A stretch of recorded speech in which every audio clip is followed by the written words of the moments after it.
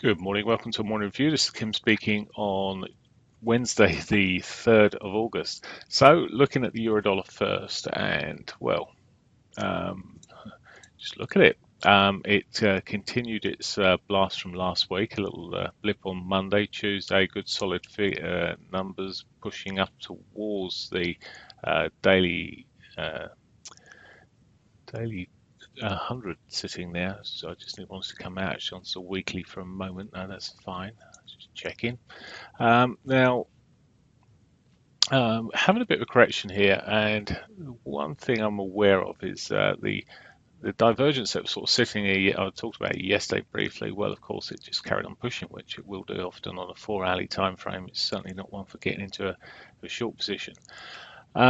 And of course, there was a ball flag sitting there. It's pushed up quite nicely. Now, just in the wave pattern that we're seeing here, we've had a 1, 2, 3, 4, 5 sort of wave, and I'm just wondering whether I mean, okay, this could be a wave within a wave, so I'm not going to get into that discussion. But where we're here, it's quite pivotal where we're sitting at the moment because it's the third test of the 4-hourly 8.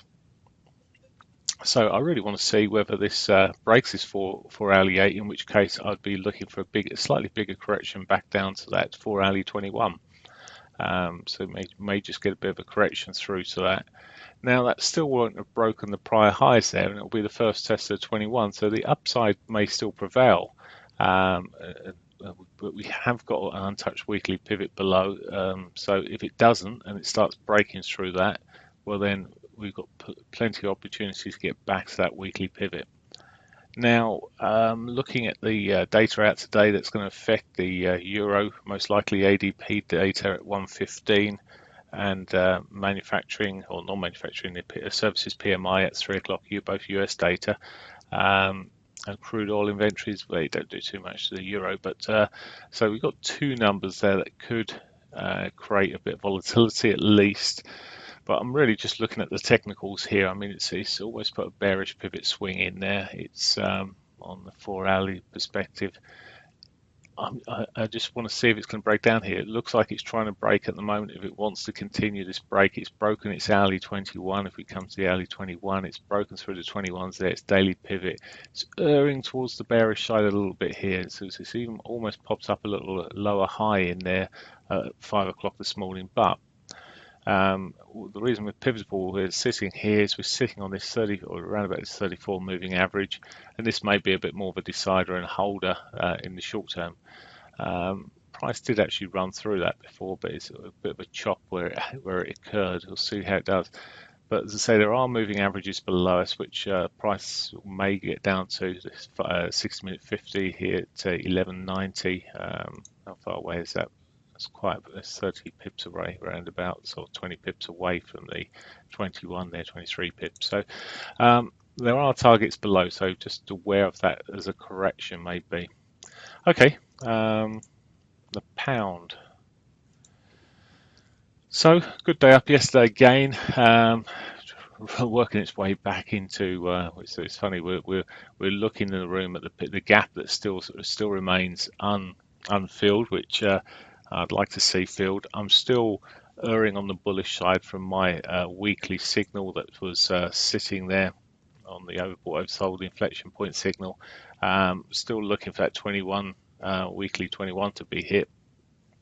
And again, I'd like to see price get back into its trending range, so we'll see how we go. But it's looking like it's possible. But again, short term, what we're seeing here, a bit of a retracement, most likely potentially to come back towards that 8 moving average there on the 4-hourly, maybe more. Here's daily pivot sitting around here, not overly comfortable with it at the moment. It's got potential. I mean, it's broken the 21s, and if it can ground out a bit of a base here, well, then I'd look at the long side. It's a little bit different to the euro in terms of its 4-hour shape, etc. It did it all mainly yesterday. Last week it was steady, rising lows, but and slightly higher highs, but it was a lot steadier than what the euro's done. It's been slow. Now, as I say, we've got the 8 sitting behind us. If we break down from the daily pivot there and it can't hold, well, that could well be a target, and if not, that's the 21, so we could see a bit more of a pullback. Okay, so that's where we are there with the pound. Let's go and have a look at the dollar yen. And again, yesterday, big down day. I just steered clear of quite a lot of these currencies when they were in their moves. There were some early moves that we got into on the inflection point, and then I just left it pretty much. Tried a couple of little trades, but when the markets are running like this, they're running into trends, and I'm steering completely clear of the dollar yen to the downside at the moment, or trying to buy the longs at the moment. Personally, there is divergence sitting there on the 4-hourlies now, which we've had a bit of a ripple from, but it's hardly looking wonderful. And well, it's got the daily pivot above us. It's fighting with its 21s at the moment. It could well get back to the daily pivot and have a little bit more of a move, but maybe I'd let it get up to the 21 and then potentially look at the daily pivot, but then potentially look for the short side if I was wanting to trade it. It's just not giving the kickers on the upside though. In general, the upside moves are pretty bland, to say the least. Aussie dollar. Another good day yesterday and another retracement this morning. At the moment, I'm just looking, there's no obvious signals. But for me, sorry, I'll come back a moment to the dailies, and it's much more of a chop pattern, dailies side by side. It did start putting a couple of higher lows in and higher highs in the shorter range periods, but it's been pretty much a struggle. To me, it's a consolidating currency, and it may just carry on working in this sort of range between 76.62 sort of range through down to where its monthly pivot is there from last month, or even slightly lower potentially. But it's sitting in that range. Until it gets out of that range, I'm not really interested in trying to trade it to the upside or downside.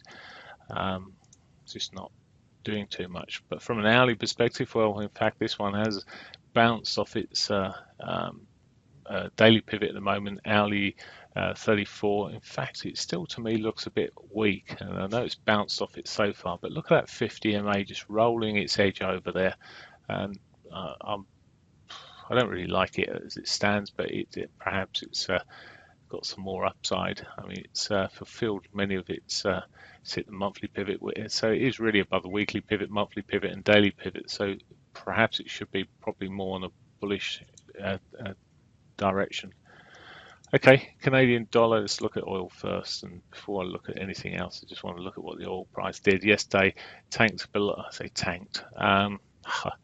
Playing words here. Down to its S1 here and bounced off there in the afternoon. We have got crude oil inventories out 3:30 this afternoon, which could have an effect. Now, of course, it's heading south again a little bit at the moment, which should be pushing the Canadian dollar up, which it is this morning. Any sort of consolidation and movement there may see the Canadian dollar come back down, but at the moment, trying to push up above its daily 8, which it ran into on the retrace. It's tested this 4-hour 50 above it. If it can continue, it put a nice pivot swing in. Didn't really trigger it strongly, but it's passed it since, pushing upwards and looking okay-ish from that point of view, but has the potential to push up a little bit more. Now, the thing is, there's the two aspects always. Looking at oil sitting around about $40 a barrel, may get some. May hold about that little level for a while, although I was reading the oil news, very interesting paper. I was reading some news on oil, and there's more production being pumped into the market, so I don't think that's going to help it too much. So we may see it run down some more, which will see the Canadian dollar maybe pushing up some more, but of course this afternoon's inventories may give it the extra buzz. So, all in all, today, services PMI for the UK this morning, that's probably one of the key numbers, although we did have the interim figures on the 22nd of July, which was the sort of bit of a marker, and it's really how we sit with that against that. That was a sort of interim calculation that was done to see how the markets and the country was doing. Now, services is our biggest and main sector in terms of GDP, etc. Below 50%, it's which is expected to come in at 47.4. It's a serious case of looking then towards maybe more action being needed on Thursday when the Bank of England meet. But at 47.4, not looking wonderful there. And if that comes out any lower than that, I think we'll see quite a sell-off, and that will help the pound sell off more. Anything much more than that, well, it may just give a little bit more excitement. Anything much more than that, back into the 50s, would see the pound absolutely fly, I should imagine. Okay, that's it for me. Have a great one. Bye for now.